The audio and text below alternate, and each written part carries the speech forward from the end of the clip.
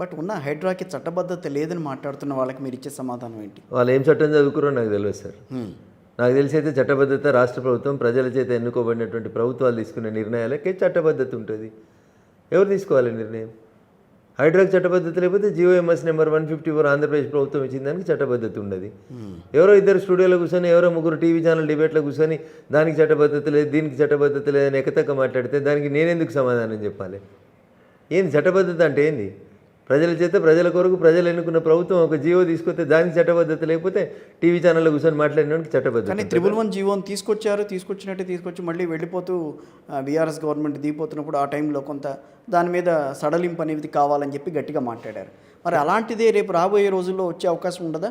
ప్రజా ప్రయోజనం ఉన్నటువంటి అంశాల మీద విస్తృత స్థాయిలో చర్చ జరగాల్సిన చోట దురదృష్టకరం ఏంటంటే వ్యక్తుల అభిప్రాయాలే ప్రివేల్ అవుతున్నాయి తప్ప ప్రజా సమస్యలు ప్రివేల్ కాకపోవడం అనేది బాధాకరమైనటువంటి విషయం.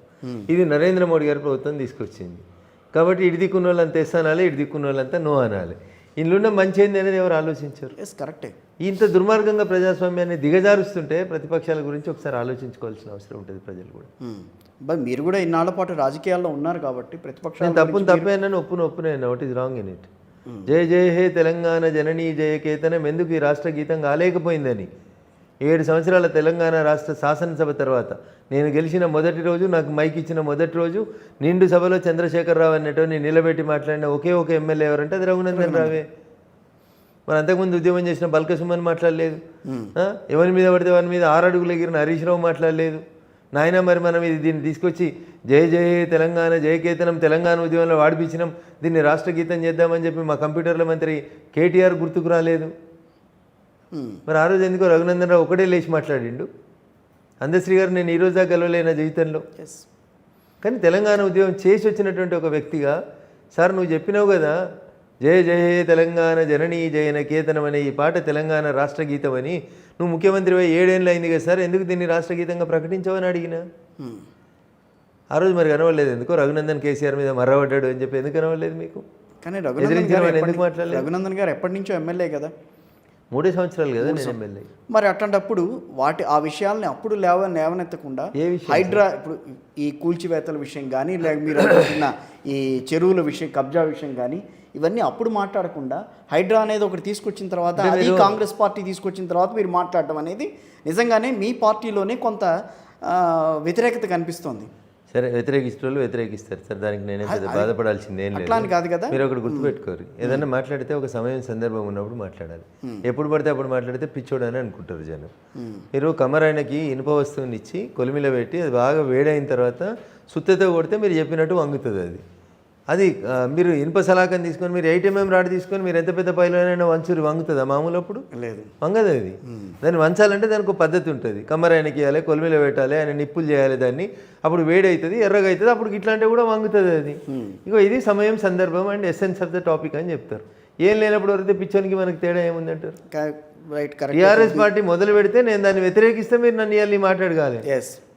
వడ్డించాల్సినోడు పని చేయాల్సినోడు నిద్రపోతుంటే ఆ రోజు కూడా అడిగినా అని చెప్పడానికి నేను ఇప్పుడు అసెంబ్లీ స్పీచ్ ఒక ఉదాహరణకి చెప్తే ఆ రోజు ఎందుకు మాట్లాడలే, ఆ రోజు ఎవడు చేస్తే నేను వద్దన్నా చెప్పుండ్రి. ఎవడు చేయలేదు కదా ఆ రోజు, ఈరోజు ఒకటి చేస్తుండ్రు కదా చేయనియండ్రి. ఏ చరిత్ర అయినా మీరు తీసుకుంటే ఎవడో ఒకటి ఎప్పుడో ఒకసారి మాట్లాడాల్సిందే, ఎప్పుడో ఒకసారి మొదలు పెట్టాలి. 94లో మొదలు పెట్టిర్రు, ఇది రేవంత్ రెడ్డి కల కాదు అని చెప్తున్నా. అర్థం కాకపోతే ఏం చేస్తాం? 94లో మీరు ఉట్టకపోతే నా దురదృష్టమా? 94లో ఉడితే కదా తెలిసేది. ఇప్పుడు 2024 30 ఏళ్ళ తర్వాత ముచ్చట పెడుతుంటే మీకేం తెలుస్తుంది దాని గురించి? 94 గురించి ఏం తెలుస్తుంది? మీరు అలాంటి టైం గురించి ఏం తెలుసు మీకు? తెలియదు కదా. తెలియని వాళ్ళు ఏదైనా మాట్లాడతారు, తెలిసినోడికి బాధ్యత ఉన్నోడికి తెలుస్తుంది. తిరుపతి పోతే 2 మీ కావాలి, అయితే కత్తైనా మీది కావాలి లేకపోతే నెత్తైనా మీది కావాలి. 2 కాకపోతే ఆ పక్కన కూర్చుని ఆయన లెక్క ఉంటుంది పంచాయతీ, ఏది పడితే అది మాట్లాడవచ్చు. ఓకే, ఇప్పుడు రఘునందన్ ఏం చేసిండో అప్పుడు ఎందుకు వేయలే ఇప్పుడు ఎందుకు వేయలే అని అడుగుతున్నాడు. అప్పుడు వాడు ఏడ కూలగొట్టిండో చెప్పుర్రి, వాడు కూలగొడితే నేను అడ్డం పోయింది ఎన్నో చెప్పుర్రి. నేను అధికారంలోకి వచ్చి కూలగొట్టకపోతే నన్ను అడుగురు. నేను అధికారంలోకి వచ్చిన రోజు మొత్తం ఉత్తరప్రదేశ్ బుల్డోజర్లు అన్నీ చెరువుల కుంటల పక్కనే పెడతా. నేను మా పార్టీ అధికారంలోకి వచ్చినాక బరాబర్ అన్ని క్లీన్ చేస్తాం, మొత్తం సాఫ్ సఫాయి చేస్తాం. అయితే నష్టపోతున్నటువంటి పేదలను కూడా మేము ఆలోచిస్తాం. కోకాపేట కాడ నువ్వు 100 కోట్లకు ఎకరం భూమి అమ్ముతున్నావు కదా, ఆయనకి రాజగోపాల్ ఆయన ఎవరు వెంకటరామరెడ్డి అనడానికి ఇంకా 10 ఎకరాలు రిజిస్ట్రేషన్ చేయలేదు కదా. ఈ పేదోళ్ళందరికీ తీసుకుపోయి ఆ 10 ఎకరాలలో లేఅవుట్ చేయి, మనిషికి 100-150 గజాలు ఇయ్యి. 100 కోట్లకు ఎకరం ఉన్న భూమిలో గరీబోడికి 100 గజాలు ఇల్లు. What is wrong it? కానీ ప్రధానమంత్రి ఆవాస్ యోజన కింద మేము 5 లక్షలు ఇస్తాం, ఇల్లు కట్టుకోమను. నువ్వు ఇందిరా మిల్లు కింద నువ్వు 5 లక్షలు 100 గజాల జాగా కోకాపేటలు ఇంకా 150 ఎకరాలు ఉంది. వెంకటరామరెడ్డి జాగా గుంజుకోకపోతే ఇంకా 150 ఎకరాలు అర్రాస్ వేసేందుకు రెడీగా ఉంది. 25 ఎకరాలు 50 ఎకరాలు ఆ ఉప్పల్ బగాయతనో లేఅవుట్ చేసి అమ్ముకుంటారు కదా, అట్లా 50 ఎకరాలు లేఅవుట్ చేయి. కోకాపేటలు ఉండదు, అయి నాలాల మీద ఉన్నోళ్ళు మనిషికి 100 గజాలు ఇచ్చి ఇల్లు కట్టించు. So this is the constructive idea. నువ్వు నన్ను అడిగితే నేను చెప్తా. రేవంత్ రెడ్డి నన్ను అడగలే, నేను చెప్పలేదు. కానీ మీరు చెప్పుర్రు రేవంత్ రెడ్డికి, ఈ గరీబులందరినీ తీసుకుపోయి ఆ కోకాపేటలో తీసుకుపోయి మనిషికి 100 గజాలు ఇచ్చి ఆ 150 ఎకరాలలో ఒక 50 ఎకరాలు లేఅవుట్ చేసి ఇవ్వనుండ్రి. అప్పుడు రఘునందన్ సపోర్ట్ చేయకపోతే నన్ను తప్పు పట్టుండ్రి. లేకపోతే ఆడ కొల్లూరు దగ్గర ఉన్నాయి కదా 2 BHK కట్టినాయి, ఒక 10,000 ఇండ్లు రెడీగా ఉన్నాయి. నాలాల మీద ఉన్న గరీబులను తీసుకొచ్చి 2 BHKల పట్టాలు ఇచ్చాయి. చేయమంటున్నా. ప్రభుత్వం మంచి చేస్తే సపోర్ట్ చేస్తాం, చెడు చేస్తే బరాబరి గల్లబట్టి నిలబెడతాం. నేను ఇందాక చెప్పిన కదా, సల్కం చెరువులో కట్టిన కాలేజీని కూలగట్టిన రోజు రంగనాథన్ కూడా ఇట్లా గల్లబట్టి నిలబెడతాం. But is wrong in it. కానీ మీది రాంగ్ కాదని మీరు చెప్తున్నా. మీకు రాంగ్ అనిపిస్తుందా? మీకు రాంగ్ అనిపిస్తుందా?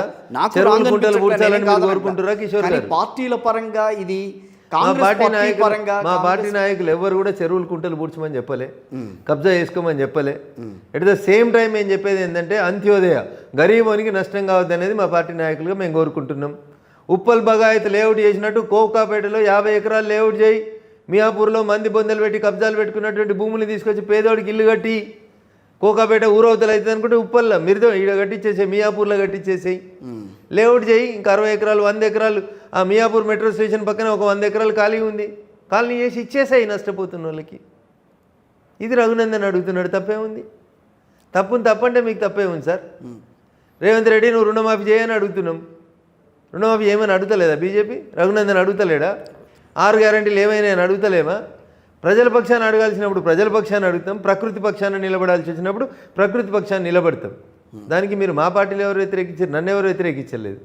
మా ఎంపీల ఎక్స్ప్రెషన్లో డిఫరెంట్ ఉంటుంది. మీ చేతికి 5 ఏళ్ళు ఉంటే 5 ఒక రకంగా ఉన్నాయండి లేవు. వే ఆఫ్ ఎక్స్ప్రెషన్లో ఒక్కొక్కరు ఒక్కొక్క రకంగా మాట్లాడతారు. నేను కొంచెం గట్టిగా మాట్లాడతాను, మా ఎంపీలు కొంచెం సౌమ్యంగా మాట్లాడతారు. నాకంటే ఎక్కువ తిట్టే ఎంపీలు కూడా ఉన్నారు మా పార్టీలో. కాబట్టి ఇది రాంగ్ ఇన్ ఇట్. అది వారి నేచర్. అంటే రాజకీయంగా మీరు కాంగ్రెస్ పార్టీని సపోర్ట్ చేస్తున్నట్టుగా కనిపిస్తుంది కదా. ఇది రాజకీయం ఎట్లయితుంది? ఇది రాజకీయం ఆకలైనవానికి అన్నం పెట్టినప్పుడు ఆకలి అవుతున్నవానికి అన్నం పెట్టమంటే అది రాజకీయం ఎట్లయితుంది? నేను కూడా అదే చెప్తున్నా. పార్లమెంట్లో రాహుల్ గాంధీకి కాంగ్రెస్ వాళ్ళు కూడా అదే చెప్తున్నాం మేము. మంచిని మంచి అనురి, చెడుని చెడు అనురి. ఈ డిస్క్రిమినేషన్ లేకపోతే ఇది డెమోక్రసీకి నష్టం, అరిష్టం అని చెప్తా ఉన్నా నేను. అట్లెట్లయితుంది? ఇప్పుడు వక్ఫ్ చట్టం తెచ్చినాం, బరాబర్ అమలు చేస్తాం. రేపు యూనిఫామ్ సివిల్ కోడ్ తెస్తాం, బరాబర్ అమలు చేస్తాం. 370 రద్దు చేస్తామన్నాం, చేసినాం. ఎక్కడ అవుతున్నాం? మీకు ఇష్టం ఉన్నా కష్టం ఉన్నా చేస్తాం. ఆ రోజు కూడా మీరు చేయనాల్సింది అనలేదు. చరిత్రలో కాలగర్భంలో కలిసిపోతారు మీరు. దానికి నేనేం చేయాలి? హైడ్రా విషయాన్ని కొంచెం సేపు పక్కన పెట్టి కవిత వ్యవహారాన్ని కొంచెం మాట్లాడచ్చా? మీరు ఏదైనా మాట్లాడరు sir. Article 19 freedom of speech ఇచ్చింది. You are at liberty to speak anything. Right. Kavitha bail విషయంలో రఘునందన్ గారికి ఎక్కడా కూడా దాంట్లో వ్యవహారంలో ఎక్కడా ఇన్వాల్వ్మెంట్ లేదు. కానీ ఎందుకో ఆయన మాట పైకైతే ఆ రోజున వచ్చింది. చాలా వరకు అన్ని ఛానల్స్లో కూడా కనిపించింది అదే. ఈయన ఎందుకు అసలు ఇన్వాల్వ్ అయ్యారా, ఇన్వాల్వ్ కాలేదా, అసలు ఎందుకు కవిత విషయంలో ఈయనకి ఇంటరాక్షన్ ఎందుకు వచ్చింది అన్న మాటలు అయితే మాట్లాడారు. ఎవరు మాట్లాడారు? ఛానల్స్లో వచ్చిన నేనేం మాట్లాడాను? మీరు